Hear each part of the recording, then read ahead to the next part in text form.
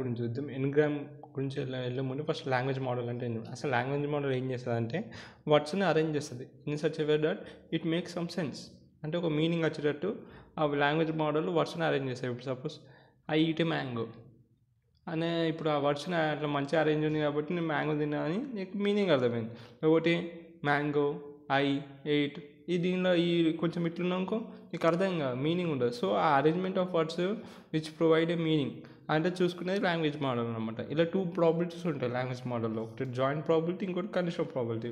మనం joint probability గురించి మాట్లాడతాం, ఇప్పుడు కండిషనల్ ప్రాబిలిటీ గురించి మాట్లాడతాం. ఎందుకంటే ఎన్గ్రామ్స్లో కండిషనల్ ప్రాబిలిటీ యూజ్ చేస్తారు కాబట్టి కండిషనల్ ప్రాబిలిటీ గురించి మాట్లాడుకున్నాం. కండిషనల్ ప్రాబిలిటీ ఎట్లా చేస్తారంటే ఇది based on formal language model అనమాట. ఇది ఏం చేస్తుంది కండిషనల్ ప్రాబిలిటీ? నెక్స్ట్ వర్డ్ని which comes next it can predict the next word based on previous words. So previous ఉన్న వర్డ్స్ ఆధారంగా నెక్స్ట్ వర్డ్ ప్రిడిక్ట్ చేస్తుంది కండిషనల్ ప్రాబిలిటీ. ఇప్పుడు సపోజ్ నేను గూగుల్ అని రాసిన, గూగుల్ ఇది నా previous word, next word it అని ప్రిడిక్ట్ చేస్తుంది based on this previous word. So దాని గూగుల్ అనేది ఎక్స్ అనుకున్నాం, ఇట్ అనేది వై అనుకున్నాం. So X by Y P. So ఇప్పుడు వైని ప్రిడిక్ట్ చేస్తున్నాం based on X previous words.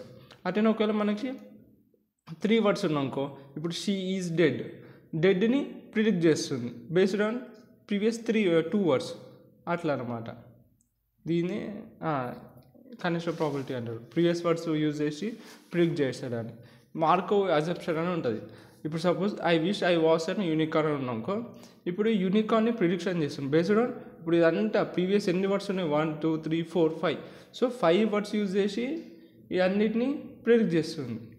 So ఇట్లా దీనివల్ల కష్టమవుతుంది కాబట్టి ఏం చేసిండ్రు, బేస్డ్ ఆన్ జస్ట్ ఒక్క వర్డ్ అయితే సరిపోతుంది. ఈ అన్ని వర్డ్స్ అవసరం లేదు, బేస్డ్ ఆన్ ఒక్క ప్రీవియస్ వర్డ్ యూజ్ చేస్తే సరిపోతుంది.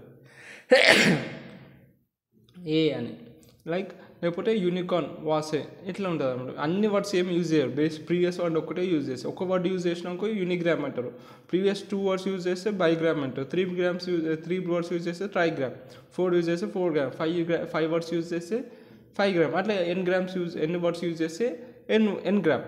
సో ప్రీవియస్ ఎన్ని వర్డ్స్ యూజ్ చేసి మనం నెక్స్ట్ వర్డ్ని ప్రిడిక్ట్ చేస్తామో అది అన్ని గ్రామ్ అవుతుంది, అదే ఎన్ గ్రామ్ అంటే. ఇప్పుడు చూడు the cat eight the fish అని అనుకో, బైగ్రామ్ ఏమవుతుంది, takes the probability of word based on previous single word.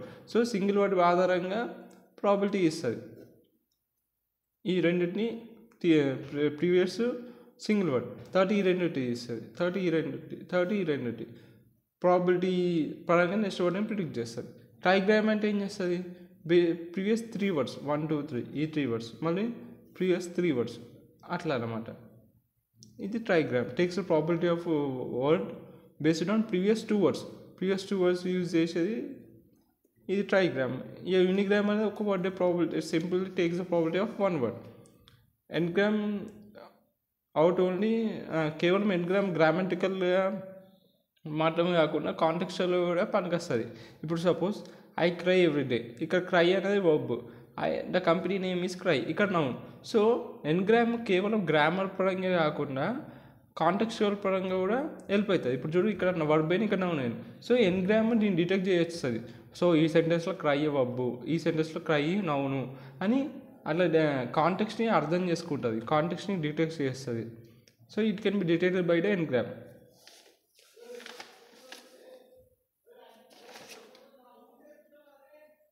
తర్వాత ఎన్గ్రామ్ స్పెల్లింగ్ కరెక్షన్స్లో మనకు వస్తుంది.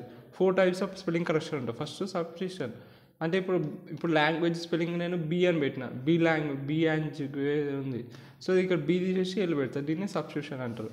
డిలీషన్ అంటే పిఎన్యు అని రాసిన, నా స్పెల్లింగ్ ఏంటిది పిఎన్, యూని డిలీట్ చేస్తుంది, అది డిలీషన్ ఆపరేషన్. యాడిషన్ అంటే రోస్టెడ్ ఈడి అని యాడ్ చేసింది. ట్రాన్స్పోర్టేషన్ ఇప్పుడు హ్యాంగ్ ఓవర్ స్పెల్లింగ్ని ఇక్కడ ఓ పెట్టినా జీ ఇక్కడ పెట్టినా, సో ఈ రెండింటిని ట్రాన్స్పోర్ట్ చేసింది, జీని ఇక్కడ ఓని అక్కడ పెట్టిన అప్పుడు హ్యాంగ్ ఓవర్ అని కట్ అవుతుంది. సో ఈ స్పెల్లింగ్ కరెక్షన్స్లో కూడా ఎన్గ్రామ్ అన్న పనికి వస్తుంది. ఈ 4 టైప్స్ ఉంటాయి spelling correction: addition, suppression, deletion, transportation.